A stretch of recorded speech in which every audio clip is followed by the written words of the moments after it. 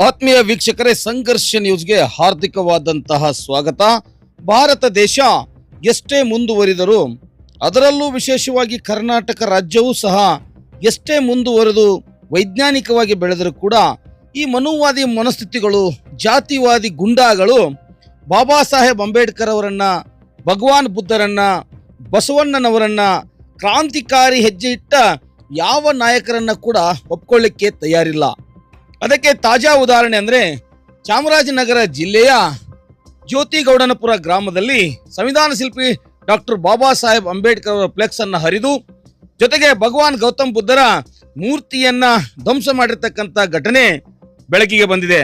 ಯಾರೋ ಕಿಡಿಗೇಡಿಗಳು ತಮ್ಮ ಮನಸ್ಸಿನಲ್ಲಿರ್ತಕ್ಕಂಥ ವಿಕೃತ ಭಾವನೆಯನ್ನ ಹೊರಗೆ ಹಾಕಲು ಈ ರೀತಿಯಾಗಿ ಜಾತಿಗಳ ಮಧ್ಯೆ ದ್ವೇಷವನ್ನ ಹುಟ್ಟಾಕಿಸಲು ಈ ಘಟನೆ ನಡೆದಿರಬಹುದೆನ್ನುವ ಶಂಕೆ ವ್ಯಕ್ತವಾಗಿದೆ.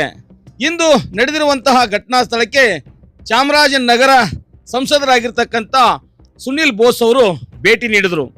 ಭೇಟಿ ನೀಡೋದಷ್ಟೇ ಅಲ್ಲದೆ ಕಿಡಿಗೇಡಿಗಳನ್ನ ತಕ್ಷಣವೇ ಬಂಧಿಸಿ ಸೂಕ್ತವಾದಂತಹ ಕಾನೂನು ಕ್ರಮವನ್ನ ಕೈಗೊಳ್ಳಬೇಕು, ತನಿಖೆಯ ಪ್ರತಿಯೊಂದು ಹಂತವನ್ನ ಸಂಪೂರ್ಣ ವಿವರಗಳೊಂದಿಗೆ ನನಗೆ ವೈಯಕ್ತಿಕವಾಗಿ ತಿಳಿಸಬೇಕಂತ ಸೂಚನೆ ನೀಡಿದರು. ಅಲ್ಲದೆ ಯಾರು ಈ ಘಟನೆಯನ್ನ ಮಾಡಿದರೋ ಅವರ ಮೇಲೆ ರೌಡಿ ಶೀಟರನ್ನ ಓಪನ್ ಮಾಡಬೇಕು, ಅವರನ್ನ ಗಡಿಪಾರು ಮಾಡಬೇಕು, ಮುಂದೆಂದೂ ಕೂಡ ಇಂತಹ ಘಟನೆಗಳು ನಡೆಯದಂತೆ ಎಚ್ಚರಿಕೆ ವಹಿಸಬೇಕಂತ ಹೇಳಿ ಸೂಚನೆಯನ್ನ ಕೊಟ್ಟರು. ಟೈಮ್ ಕೇಳಿದರೆ ನಾವು ಇನ್ನೊಂದೇ ಟೈಮ್ ಎಕ್ಸ್ಟ್ರಾನೇ ಕೊಡೋಣ, 4 days.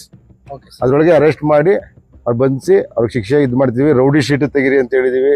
ಆಮೇಲೆ ಗಡಿಪಾರಿಗೆ ಒತ್ತಾಯ ಮಾಡಿದಾರೆ ಅಂತ ಹೇಳಿದ್ರೆ ಅದಕ್ಕೂ ಶಿಫಾರಸು ಮಾಡ್ತೀವಿ ಅಂತ ಹೇಳಿದ್ದಾರೆ. ಅಲ್ಲಿ ತನಕ ಒಂದು 3-4 ದಿನ ನೋಡೋಣ ಯಾವ ರೀತಿ ಮಾಡ್ತಾರೆ ಅಂತ, ಅದಾದ್ಮೇಲೆ ಮಾತಾಡೋಣ. ಅದ್ರೊಳಗೆ ಮಾಡ್ತೀನಿ ಅಂತ ಹೇಳಿದ್ರೆ ಅಲ್ಲಿ ಗಂಡು ನಾವು ಕೂಡ ತಾಳ್ಮೆಯಿಂದ ಇದ್ದು ಅವ್ರಿಗೆ ಏನ್ ಬೇಕು ಸಹಕಾರ ಕೊಡೋಣ. ಬಟ್ ಇದೊಂದು ಆಗ್ಬರ್ತಿತ್ತು, ಇದೊಂದು ಕೃತ್ಯ ಯಾರು ಕೂಡ ಇದು ಒಪ್ಕೊಳಕ್ ಸಾಧ್ಯ ಇಲ್ಲ. ಯಾಕೆಂದ್ರೆ ನಾನು ಹೇಳೋವಂಥದ್ದು, ಬಾಬಾ ಸಾಹೇಬ್ ಅಂಬೇಡ್ಕರ್ ಅವರು ವಿಶ್ವ ನಾಯಕರು. ಅವ್ರ ಫೋಟೋ ಕುಯ್ದುಬಿಟ್ರೆ, ಅವ್ರ ತಗೊಂಡಿಗೆ ಎಸ್ಬಿಟ್ರೆ ಅವರ ಘನತೆಗೆ ಏನಾಗಲ್ಲ. ಏನೇ ಮಾಡಿದ್ರು ಅವ್ರು ಬರ್ದಂಥ ಸಂವಿಧಾನದ ಕೆಳಗೆ ನಾವು ಬದುಕಬೇಕು. ಅದಂತೂ ಯಾರು ತಪ್ಪಿಸ್ಕೊಳಕ್ಕಾಗಲ್ವಾ, ಅದನ್ನ ಚೇಂಜ್ ಮಾಡೋಕ್ಕಾಗಲ್ವಾ. ಇವರ ಮನಸ್ಥಿತಿ ನನಗೆ ಅದೇ ಅರ್ಥ ಆಯ್ತಲ್ಲ. ಏನು ಬಂದು ಅವ್ರಿಗೆ ಮುಖ ಹೆಂಗೆ ಇದು ವಿಗ್ರಹ ಅಂತಂದು ಎಸ್ದ ತಕ್ಷಣ ಅವರ ಒಂದು ಘನತೆ, ಅವರು ಸಂಪಾದನೆ ಮಾಡಿದಂಥ ಒಂದು ಹೆಸರು, ಕೀರ್ತಿ, ಅದಕ್ಕೆ ಯಾವುದೇ ರೀತಿ ಕಳಂಕ ಬರೋದಿಲ್ಲ. ಆ ಮುಟ್ಟಾಳ್ರಿಗೆ ಅದು ಗೊತ್ತಾಗಬೇಕು. ಮುಂದೆ ಈ ರೀತಿ ಆಗದೆ ರೀತಿಲಿ ಇಡೀ ಜಿಲ್ಲೆಯಲ್ಲಿ ಕ್ರಮ ವಹಿಸಂತ ಆಗಬೇಕು. ಪೊಲೀಸರು ಬೀಟ್ಗಳನ್ನ ಮಾಡಿ, ಆಮೇಲೆ ಅವಾಗ ತಿಂಗಳಿಗೊಂದ್ಸಲ ಶಾಂತಿ ಸಭೆ ಕರೀತಿರಲ್ಲ, ಅದೇನೋ ನಿಮ್ಮ SC/ST ಮೀಟಿಂಗ್ ಎಲ್ಲ ಕರೀತಾರೆ, ಅಲ್ಲೆಲ್ಲ ಕರೆದು ಅವ್ರಿಗೆ ತಿಳುವಳಿಕೆ ಹೇಳಬೇಕು.